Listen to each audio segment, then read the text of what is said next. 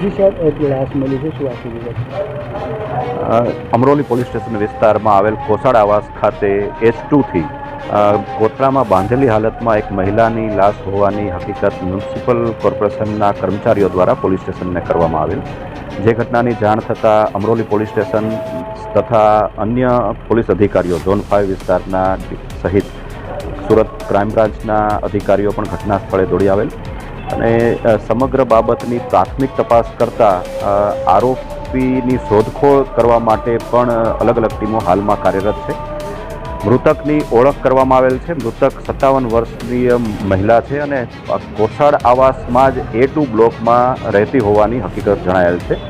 મૂળ તેઓ બિહારના વતની છે અને છેલ્લા ઘણા વર્ષથી સુરતમાં સ્થાયી થયેલ હોવાનું અને ઘરકામ કરતા હોવાની હકીકત જણાઈ આવેલ છે. સર, એ જે લાશ મળ્યું તે કોથળામાં હતા ને હાથ પગ બાંધેલો હતો, તો કઈ બાજુ તપાસ?